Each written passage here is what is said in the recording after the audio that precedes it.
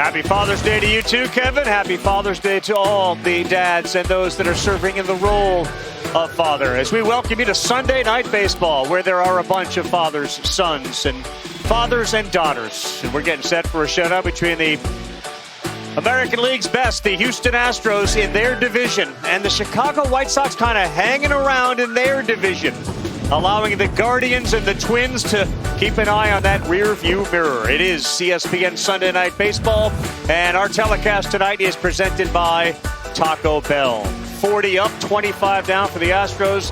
Yankees have run away with everything, but Houston is right there. And remember, second place gets you a bye in the postseason, still way down the road. That's David Cohn, Eduardo Perez. I'm Carl Ravitch, and again, happy Father's Day, and thanks very much for spending some time with us. We'll hear from Buster Olney in a moment. Yordan Alvarez is not in the starting lineup. Good news, it looks like he's available and will return in the very near future.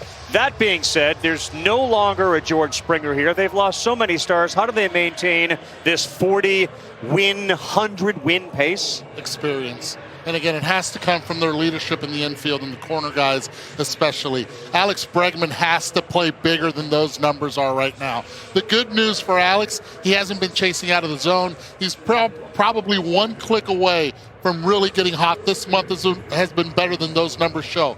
Yuli Gurriel's numbers, well, they just tell you the same story. OPS even down at 660. He's going to have to turn it on. Right center field is his key. Closed stance. If he can stay within the baseball, when he gets hot, Dusty Baker said, this Cuban missile could carry us. Well, his brother went deep today in a Blue Jays win over the Yankees. We'll see if Yuli can do it here. All right, David Cohn, you think about the White Sox, and again, the injuries just kept adding up and adding up. The good news is they're about to get healthier, and yet they are still right there in that rearview mirror. That's difficult if you're the Guardians of the Twins. Yeah, they're in the right division. Yeah, that's right. They're definitely keeping your eye on the White Sox if you're in that division. And Tony La Russa was pretty happy today in terms of that list that you see on the left, as Tim Anderson will be back tomorrow. They're confident that the majority of those guys will be back at some point this year, and we really haven't seen what they can do when they're all together as of yet, because the White Sox were picked to be kind of a juggernaut this year and take over that division. It hasn't gone that way so far. As far as offense goes, Luis Roberts in the lineup. Andrew Vaughn's been terrific, but how about dealing with that guy? Yeah, he's the one guy. If I'm the starting pitcher facing the White Sox, I circle his name on the lineup. You're not going to beat me today. If I have a chance, I'm going to put you on first base or pitch around you. You saw Tony La Russa, Hall of Fame manager. Dusty Baker just got his 2000th win, will soon be a Hall of Fame manager. All it takes is for him to retire. He's not quite ready to do that yet.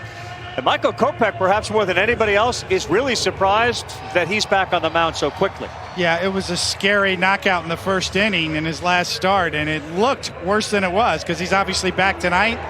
The thing about Kopech is that he gets great extension on his explosive four-seam fastball. It jumps on the hitters, and he's tough. He's a tough candidate when he's right and healthy. Wildly popular here in Houston, of course, Jose Altuve signing some autographs before the game. He will be kind enough to wear an earpiece and a microphone for us. We'll talk with him in the third inning. We are set for White Sox and Astros on a Father's Day here in Houston on Sunday Night Baseball.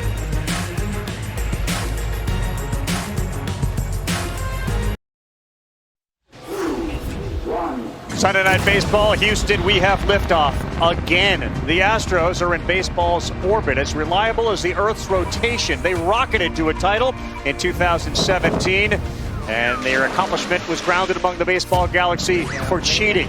Alas, the good ship has fired its engines again, captained by an all-star crew led by Justin Verlander, who doesn't defy gravity, only time. And the offense is loaded with explosive bats, capable of moonshots at any moment. Some stars in the sky have changed, but Dusty Baker can guide the supernovas through any space debris in their way. The future is very bright. Houston, there is no problem with these Astros. The sky is the limit, so buckle up and enjoy the ride. 40 up, 25 down. Big size lead as the World Series champs from 2017 continue to put some distance between themselves and everyone else chasing in their division. And how consistent have they been? Only the Dodgers since 2017 with 4 wins, and then 3 teams in the American League East. And the Yankees continue to play the way they're playing. They will soon pass the Houston Astros, but it is not an easy pass. Not easy to be as consistent as they've been, given the names that they have changed here. It really is true when you think about it. Jose Altuve's still there, still very much the heart and soul of this club. And as Eduardo said, Alex Bregman, just a couple of good games away from getting it going and getting on a hot streak. Talk about Christian Javier on the mound. He'll start tonight 3-3, 320, 63 strikeouts on the season. What does he have to do to be successful? You know, the thing about him is that it's going to be a lot of fly balls, a lot of swing and misses, a lot of pop-ups. He gets a lot of ride on his four-seam fastball, one of the best in the game in terms of spin, efficiency of that spin. I'll get into it more later about it's not just about how tightly the ball spins out of his hand on a four-seam grip.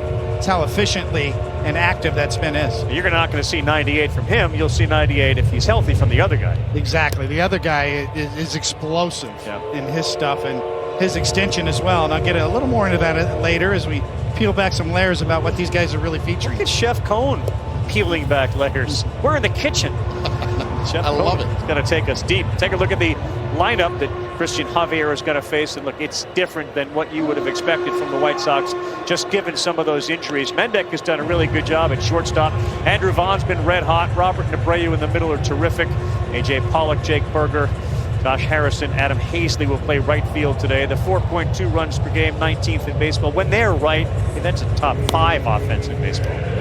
It is. They have balance, too, in terms of power and guys that swing aggressively. They're not looking to walk, Eduardo. This White Sox team, they go up there to swing the bat. It's going to be interesting. The bottom 3 on each order, whoever has the biggest day, I believe, might come out in front here. So keep an eye on 7, 8, 9.